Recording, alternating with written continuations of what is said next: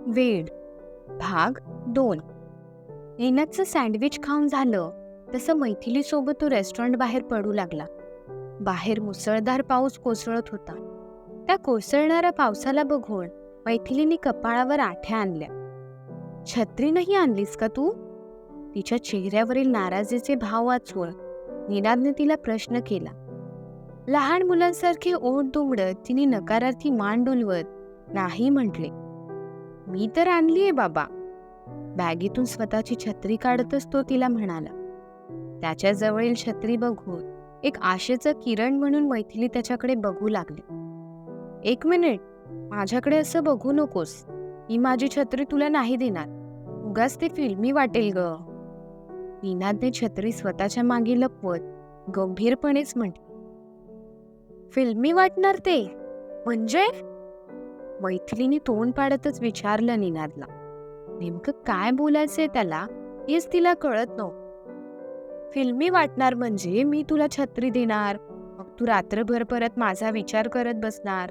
न जाणू तू त्या सगळ्याचा विचार करून रातोरात लग्नाला होकार दिलास तर मी माझी छत्री तुला देऊन नको तो वेडेपणा अजिबात करणार नाही. निनादने गमतीतच म्हटलं, पण त्याच्या गमतीशीर बोलण्याने मैथिलीचा चेहरा मात्र गंभीर झाला. त्याच्या बोलण्यावर हसावं की रडावं हेच तिला कळत नव्हतं. निर्विकार चेहरा करून ती त्याच्याकडे पाहतच राहिली.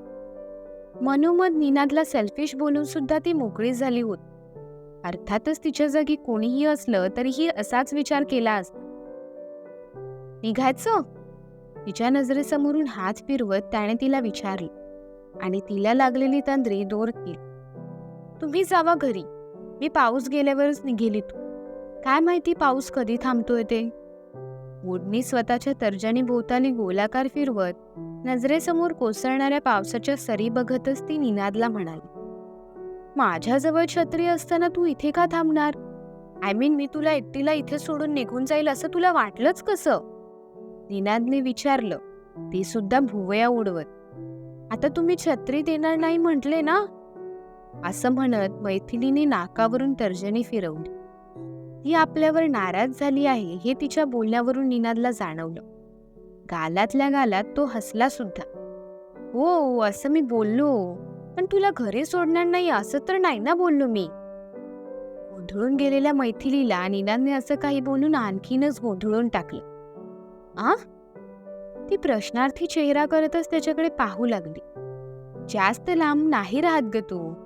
तुला तुझ्या मामाच्या घरी सोडून मी माझ्या घरी जाऊच शकतो ना. पण तुला चालणार असेल तरच हा, नाहीतर पाऊस थांबेपर्यंत बसूया तिथेच. पण हा पाऊस थांबेल असं मला वाटत नाही ग. मला आत्ता का म्हणून विचार. निनादने म्हटले. का? चेहऱ्यावर गंभीर भाव आणतच तिने निनादला विचारले. सकाळ सकाळी मी सुद्धा तुझ्यासारखं छत्री न घेताच घराबाहेर पडत होतो. पण आमच्या घरातील होम मिनिस्टर म्हणजे कोण माहितीये? निनादने तिला प्रश्न केला. तुमच्या आई का? मैथिलीने विचार करून उत्तर दिलं. छे ग, माझी आजी जिवंत असताना माझ्या आईची एवढी हिंमत जे ती होम मिनिस्टर या पदावर रुजू होईल. निनादच्या बोलण्यावर मैथिलीला हसू आलं.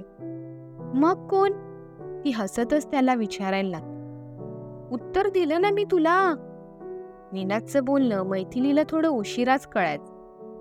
ढळलेले भाव चेहऱ्यावर आणत ती त्याच्याकडे पाहू लागली.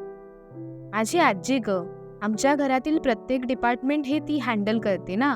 सो तिने आज सकाळ सकाळी निळाभोर आकाशात बघून भविष्यवाणी केली की आज संध्याकाळपर्यंत मुसळधार पाऊस पडेल.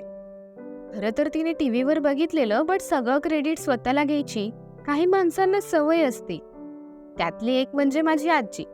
पण ते काहीही असो, तिच्या भविष्यवाणीमुळेच माझ्या बॅगेचं अर्ध किलो वजन वाढलं.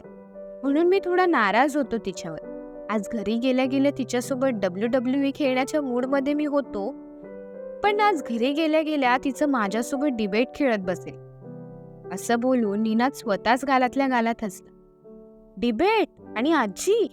मैथिलीला थोडं आश्चर्यच वाटलं. नाही म्हणायला गेलं तर निनादकडून आजीचा छोटासा इंट्रो ऐकून हसू लागलेली. तिने जबरदस्ती केली म्हणून मी आणि बाबा आम्ही दोघेही छत्री घेऊनच घराबाहेर पडलो ना ग. आणि सगळ्यात महत्वाचं, तिची भविष्यवाणी खरी ठरली. मग तर तू विचारूच नकोस. आज 1 लेव्हल पुढे असणार ती. पुढील 2 दिवस तर ती तेच तेच बोलत राहील. खरं तर 2 दिवस बोलणं व्यर्थ ठरेल. ती तोपर्यंत तेच तेच बोलत राहील जोपर्यंत तिची दुसरी भविष्यवाणी खोटी ठरत नाही. आपल्या आजीबद्दल भरभरून बोलणाऱ्या निनादला मैथिली बघतच राहिली. छान आहे, मैथिलीने हसतच त्याला म्हणली. ते तर ती आहेच, निनाद म्हणाला. मी तुमच्या संपूर्ण फॅमिलीबद्दल बोलतेय. खूप छान आहे तुमची फॅमिली, मैथिली म्हणाली. संपूर्ण फॅमिलीत मी पण येतोय, म्हणजे मी पण छान आहे असं बोलायचंय का तुला? निनादने तिची छेड काढतच तिला विचारलं. हो म्हणून मान डोलवत ती थोडी लाजली. रेस्टॉरंटमध्ये भेटायला आलेला निनाद तिला थोडा आवडत नव्हता, पण त्याचं बोलणं तिला त्याच्या प्रेमात पडायला भाग पाडत होतं. खरंच? निनाद खुश होतच तिला विचारू लागला. तिने पुन्हा हो म्हणून मान डोलावली. तरी अजून वेळ घेच तू, नाहीतर हीच तुझी मान लग्न झाल्यावर नकारार्थी डुलली की मग मात्र कठीण होईल. घाईत घेतलेला निर्णय हा घातक असतो, असे माझे बाबा म्हणजे आमच्या होम मिनिस्टरचे मिस्टर म्हणतात, निनाद म्हणाला. माझे सुद्धा आप्पा असेच म्हणतात. आप्पा म्हणजे माझे वडील, मैथिली म्हणाली. आपल्या बोलणीच्या वेळेला होते ना ते, पण तू त्यांना आप्पा बोलतेस हे मात्र मला माहीत नव्हतं. ते आज माहिती पडलं, निनाद म्हणाला.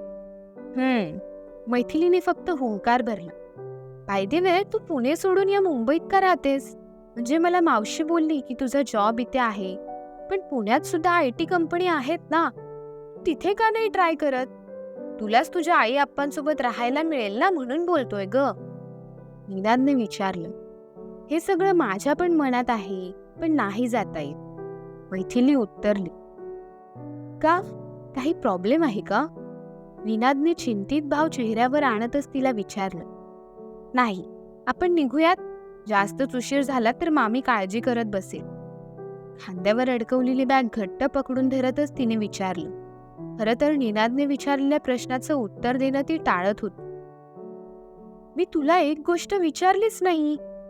चालता चालता निनाद अचानकपणे मध्येच थांबला. काय? मैथिली थोडी गंभीर झाली. तिला वाटलं निनाद पुन्हा पुणे आणि मुंबई याचा प्रश्नावर येऊन थांबतात की काय. मी तुला घरी सोडायला आलं तर चालेल ना?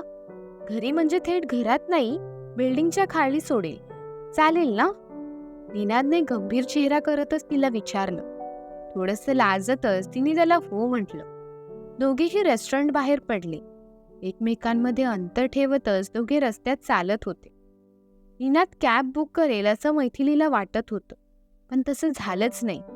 निनाद आत्ता कॅब बुक करेल, नंतर कॅब बुक करेल, पण नाही, निनाद कॅब बुक करण्याचं नावच घेत नव्हतं. जवळपास 15 मिनिटं शांततेचं उलटून गेली. मी कॅब बुक करू का? न राहवल्याने मैथिलीनेच त्याला विचारलं. कॅब बुक केली तर तू माझा असा हात पकडून थोडी ना बसणार आहेस? निनाद तोंड पाडतच तिला विचारू लागला. तसं मैथिलीचं लक्ष स्वतःच्या हातावर गेलं. निनादच्या हातात तिचा हात कधी गुंतवला हेच तिला सुद्धा कळलं नव्हतं. क्षणाचाही विलंब न करता तिने त्याच्या हातातून स्वतःचा हात सोडवला आणि थोडं लांब सरकून त्याच्या सोबत चालू लागली. असं करण्याच्या नादात ती छत्री बाहेर जाऊ लागली. ती छत्री बाहेर जातीये हे बघून निनादने छत्री तिच्या बाजूने सरकवली आणि तोच विजेचा कडकडाट झाला. मैथिलीने दोन्ही हाताने स्वतःचे कान अगदी घट्ट बंद करून घेतले आणि निनादच्या जवळ सरकून ती उभी राहिली. त्याच्या छातीजवळ तिचे कान येऊन टेकले. आज नशीब माझ्या बाजूने आहे वाटतं, असं निनाद मनोमन म्हणाला. प्लीज कॅब बुक करूयात, मला भीती वाटतेय खूप. त्याच्या छातीवर डोकं तसंच दाबून ठेवत मैथिली त्याला म्हणाली. मी असताना कशालाच घाबरायची गरज नाही ग तुला. त्याने असं म्हणताच त्याच्या छातीवर खुपसून ठेवलेली नजर तिने वर काढत त्याच्याकडे पाहिली. डोंट वरी, मी आहे ना सोबत, तो म्हणाला. स्वतःला सावरत ती त्याच्यापासून लांब झाली. जुईनगर, बाजूलाच असलेल्या रिक्षाला हात दाखवत तो मोठ्यानेच ओरडला. रिक्षावाल्याचा होकार मिळताच तो त्या रिक्षाच्या दिशेने जाऊ लागला. ती अजूनही जागी स्तब्ध उभी आहे हे बघून त्याने पुन्हा मागे वळून तिच्याकडे पाहिले. चल लवकर, एका हाताने छत्री सावरत दुसऱ्या हाताने तिचा हात पकडत तिला स्वतःसोबत ओढतच तो रिक्षाच्या दिशेने घेऊन जाऊ लागला. बस लवकर, त्याने तिला आत बसायला सांगितले. ती भिजणार नाही याची काळजी मात्र तो घेत असतो. ती आत बसताच छत्री बंद करून रिक्षा बाहेरच उभा राहिला. तिच्या बाजूला बसायला त्याला थोडासा संकोच वाटू लागलेला. सॉरी, पण मी इथे बसलेलं तुला चालेल ना? फॉर्मॅलिटी करतच निनादने तिला विचारलं. लवकर बसा, तुम्ही भिजताय. मैथिली थोडं पॅनिक होतच म्हणाली. मैथिलीने होकार दिला तसं क्षणाचाही विलंब न करता तो आत येऊन बसला. ओ गॉड, हा बॉस मला घरी गेल्यावर पण कामाला लावणार असं दिसतंय. खिशातून रिंग होणारा मोबाईल बाहेर काढतच तो म्हणाला, I am so sorry, just a minute हा. मैथिलीला थोडीशी विनवणी करतच तो म्हणाला, इट्स ओके, यू कॅन. तिचे असं म्हणताच क्षणाचाही विलंब न करता त्याने बॉसचा फोन उचलून सरळ कानाला लावला. ती मात्र त्याचं ऑफिस संदर्भातील बोलणं ऐकण्याचं काम करत रिक्षामध्ये शांत बसून राहिली. आपण ह्याच्यात अजिबात गुंतणार नाही असं तिला थोड्या वेळापूर्वी तर वाटत होतं. पण अचानकपणे कोसळलेल्या पावसाने चक्रव्यूह थोडं बदललं. आज तो तिला स्वतःच्या प्रेमात पडायला भाग पाडत होता. ती अधूनमधून तिरपी नजर त्याच्यावर फिरवत त्याला मन भरेपर्यंत बघण्याचा प्रयत्न करत होती, जे तिने ह्याआधी त्यांच्या झालेल्या भेटीत कधीच केलं नव्हतं. आताच्या क्षणाला निनादबद्दल वाटणाऱ्या भावना आपण वनिशासमोर बोलून कधी व्यक्त होतो असं तिला झालं होतं. रस्त्यात गाड्यांनी केलेली गर्दी बघता घरी पोचायला अजून अर्धा तास तरी लागणार होता. आता तिला निनादला जाणून घेण्याची इच्छा होती, पण निनादचं फोनवरील बोलणं संपण्याचं काही नावच घेत नव्हतं.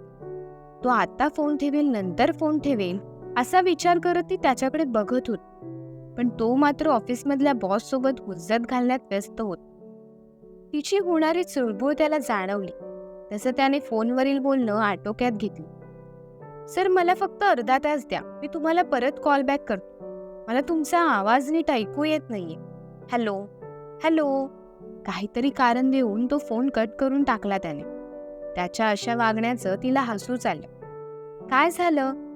फॉर्मॅलिटी करतच मैथिलीने त्याला विचारलं. कोणीतरी माझ्यावर भरपूर रागवतंय. ते अजून रागवण्याच्या आत मी फोन कट केला. निनादने गालातल्या गालात हसतच तिला उत्तर दिलं. तुम्ही माझ्याबद्दल बोलताय ना? ह्या वेळेला त्याचं बोलणं मैथिलीला लगेचच कळलं. माझं शेड्यूल खरंच खूप बिझी झालंय ग सध्या. हाँगकाँगला जाऊन आलो ना, मग हे असं कॉल बंद होईल. निनाद म्हणाला. तिथे किती वर्ष राहणार तुम्ही? मैथिलीने विचारले. 2 वर्ष तरी. निनादच्या अशा बोलण्यावर मैथिली डोळे मोठे करतच त्याच्याकडे बघू लागली. असं डोळे मोठे करून घाबरवू नको ग मला. मी ड्रायव्हरच्या बाजूला बसतो हवं तर. निनाद तिची मस्ती करतच म्हणाला. तुम्ही पण ना. मैथिलीने मस्तीतच त्याला कोपरखळी मारली. आपण निनादसोबत थोडी जास्तच जवळीक साधतो याची जाणीव होताच तिला झाली. तसं ती शांत बसून राहिली. तो सुद्धा बॉसने पाठवलेले मेल बघण्यात व्यस्त झाला. अधूनमधून तिच्यावर नजर मात्र तो फिरवत होता. गाडी तिच्या घराबाहेर येताच रिक्षावाल्याचे पैसे देऊन तो सुद्धा तिच्या सोबतच रिक्षाबाहेर पडला. पाऊस अजूनही कोसळतच होता. मगासारखं ती पुन्हा त्याच्यात छत्रीत शिरली. घरी येणार? मैथिलीने त्याला विचारलं. नकारार्थी मान डोलवत तो नाही म्हणाला. चला ना, मामांना तुम्हाला भेटून छान वाटेल, ती त्याला म्हणाली. नंतर वेळ काढून येतो. बॉसचे फोन येत आहेत ग, घरी बसून कामाला लागायचे. सो सॉरी, तो तिची समजूत काढतच म्हणाला. No problem, it's okay. ओठांवर स्मित आणतच ती त्याला म्हणाली. अर्धा भिजलेला तिचा देह, त्यात मिणमिणत्या दिव्यांच्या उजेडात दिसणारा तिचा तो तेजस्वी चेहरा त्याला घायाळ करत होता. क्षणाचाही विलंब न करता खांद्यावरची बॅग पोटाजवळ घेत निनादने त्यातून डेअरी मिल्क काढली आणि तिच्यासमोर धरली. हे काय? त्याच्या नजरेत बघतच तिने त्याला विचारलं. काहीतरी घ्यावंसं वाटलं सो हे घेतलं. तुला आवडेल असं वाटलं म्हणून घेतलं. असं म्हणत पोटावर घेतलेली बॅग तिच्यासोबत बोलतच त्याने मागे पाठीवर टांगली. थँक्स, ती त्याला स्मित देत म्हणाली. त्याच्या हातातून डेअरी मिल्क काढून घ्यायला जाणार, पण निनादने डेअरी मिल्क स्वतःच्या हातात घट्ट पकडून धरली. भुवया उडवतच तिने त्याला काय झालं म्हणून विचारले. तुझ्याकडून आज ना उद्या होकार मिळेल असं समजू का? तिच्या नजरेत स्वतःची नजर गुंतवतच त्याने तिला विचारलं. तिच्या तोंडून उत्तर ऐकण्यासाठी तो खूप आतुर झाला होता. काय वाटतं? मैथिलीकडून निनादला होकार मिळेल? तुमचं उत्तर कमेंट सेक्शनमध्ये नक्की कळवा. भेटूया पुढील भागात. धन्यवाद.